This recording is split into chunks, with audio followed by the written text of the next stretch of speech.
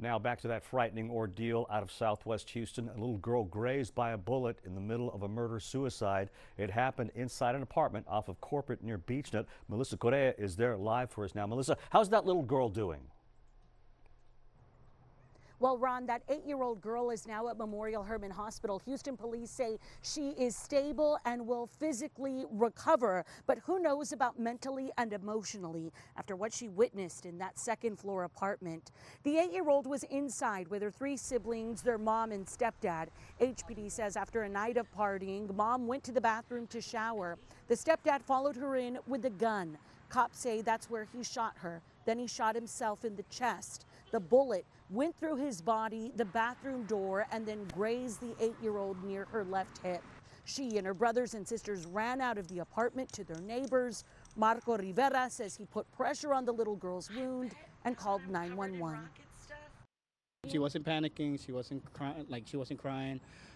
She was just shocked, and she was just worried about her mom. Then, funny that she said, "Am I going to go to school tomorrow?" I'm like, I don't think so.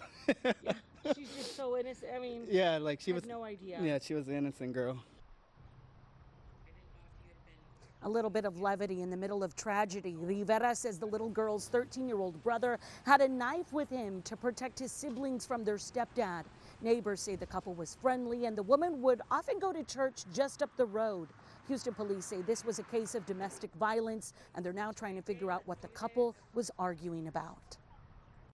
But this brings light to something that we are consciously addressing right now, and that's domestic violence in our city. It's an epidemic proportion, and we are doing initiatives to combat that because oftentimes domestic violence leads to situations like this that are so tragic. One of those initiatives is having patrol officers take the temperature of a domestic violence situation, now gauging where the offender falls on a scale and what future risks they could pose to their family. We're going to look into that for you and report back on KHOU 11 News tomorrow. But tonight, in addition to the investigation, Houston police are offering prayers not only for the victims, Ron, but for the community and the patrol officers who had to respond to this call before going home to their families. All right, thank you so much, Melissa Correa, live in Southwest Houston.